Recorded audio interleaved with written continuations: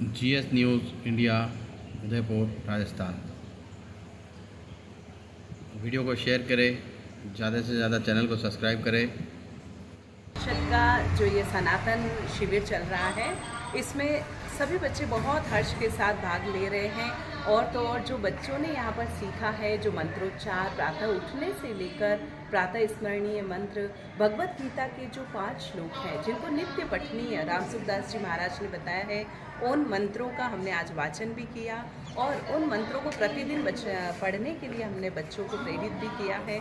और जीवन में हमें किन की तरह बनना चाहिए, घटोत्कच की तरह सहर्ष बलिदान करने का हमारे अंदर साहस होना चाहिए। अर्जुन की तरह हमें अपने जीवन की बागडोर दीनानाथ के हाथ में सौंपनी है और वैसे ही हमें श्री कृष्ण की तरह धर्म का रक्षक बनना है। और तो और हमें जीवन में कुछ ऐसे पात्रों को जीवन में अपनाना है, जैसे भीष्म जैसा नियम पालन हमें सीखने की आवश्यकता है।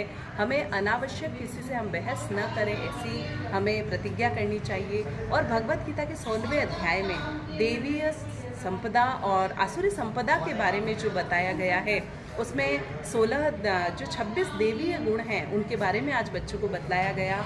और उन्हें 6 जो असुरी गुण बताए गए हैं भगवत गीता के अध्याय में, उन 6 असुरी गुणों से परिचय कराया गया और बच्चों को बतलाया गया कि इन आसुरी गुणों को आपको छोड़कर अपने जीवन में सद्गुणों को अपनाना चाहिए और प्रताप जैसा स्वाभिमानी बनना है, बुद्ध जैसा कारुणिक भी बनना है, महावीर जैसा धीर भी बनना है आपको, और अर्जुन की तरह एकनिष्ठ बनना है, और एकलव्य की तरह आपको एकनिष्ठ और गुरु भक्त बनना है, सेवा भावी हनुमान सा बनना है। इस प्रकार बच्चों को विभिन्न पात्रों के द्वारा उनके जीवन का उद्देश्य बताते हुए, उनके जीवन के प्रेरक प्रसंग बतलाते हुए उन्हें शिक्षित किया जा रहा है, जिससे वो हमारे सनातन धर्म की धर्म ध्वजा को लेकर हमारे इस राष्ट्र का, हमारे देश का और हमारे धर्म का नाम ऊंचा और रोशन कर सकें। यही हम अपने बच्चों के लिए प्रयास कर रहे हैं और इस प्रयास के अंदर हम सभी बच्चों के साथ साथ उनके अभिभावकों का भी बहुत बहुत धन्यवाद देते हैं कि जो अपने नौनिहाल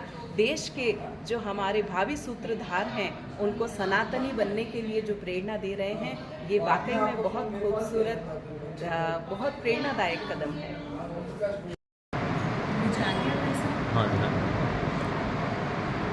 नमस्कार, मेरा नाम डॉक्टर रेणु पालीवाल है। मैं यहाँ पर नन्हे मुन्ने बच्चों को, छोटे छोटे प्यारे प्यारे बच्चों को संस्कृत की शिष्टाचार वाली शब्दावली, जिसका प्रयोग हम आम बातचीत में करते हैं, वो सिखा रहे हैं। जैसे नमस्ते, नमस्कार, नमो नमः, इस तरह का व्यवहार जब हम मिलते हैं तो किसी को नमस्ते करते हैं, नमस्कार बोल सकते हैं, उसके लिए नमो नमः बोल सकते हैं। और जब हम गुड मॉर्निंग करते हैं तो उसके लिए हम सुप्रभातम बोलते हैं। जब हम गुड नाइट बोलते हैं तो उसके लिए शुभ रात्रि का प्रयोग करते हैं। और किसी को सॉरी बोलते हैं तो क्षम्यताम बोलते हैं। और जब हम इस तरह बोलते हैं कि सर, तो उसके लिए हम श्रीमन शब्द का प्रयोग करते हैं। आपने एक मंत्र भी देखा होगा, श्रीमन नारायण नारायण नारायण, तो इसी तरह से सर को श्रीमन का प्रयोग होता है। और मैडम के लिए आर्य मान्य शब्द का प्रयोग होता है। और जब हम ओके बोलते हैं तो उसके लिए संस्कृत में अस्तु शब्द का प्रयोग होता है। तो इसी तरह से शिष्टाचार संबंधित शब्दावली का प्रयोग सिखाया गया है। और परिचय में जब हम एक दूसरे से परिचय करते हैं तो अगर पुरुष है तो पूछते हैं भवतः नाम किम, अर्थात आपका नाम क्या है। और अगर स्त्री है तो हम पूछते हैं भवत्याह नाम किम। तो इस तरह की शब्दावली जो व्यवहार में आती है, वो छोटे छोटे सरल सरल वाक्यों द्वारा मैं बच्चों को संस्कृत बोलना सिखा रही हूँ। इसके साथ साथ मनुस्मृति में जो शिष्टाचार से संबंधित श्लोक दिए गए हैं, जिस तरह से अभिवादनशीलस्य नित्यं वृद्धोपसोसेविनः चत्वारि तस्य वर्धन्ते आयुर्विद्या यशोबलम्, अर्थात प्रातः काल उठकर आप अपने बड़े जनों को नित्य प्रणाम करें। उसके बाद उनकी सहायता, सेवा इत्यादि जो भी उनकी ज़रूरत है उसको करें। ऐसा यदि हम करते हैं तो हमारी 4 चीज़ें बढ़ती हैं, आयु, विद्या, यश और बल। तो इस तरीके के जो मनुस्मृति में शिष्टाचार संबंधी बड़े ही सुंदर सुंदर श्लोक आए हैं, उनका बच्चों को उच्चारण करना, भावार्थ बताना और उन्हें अपने दैनंदिन जीवन में व्यवहार में प्रयोग में बुलाना, इस तरह की कक्षाओं में उनको सिखाया जा रहा है। धन्यवाद। ब्राह्मण एकता परिषद उदयपुर राजस्थान की ओर से 5 दिवसीय इस बाल संस्कार शिविर में यज्ञ, ध्यान, वेद मंत्र, ईश्वर का शुद्ध स्वरूप,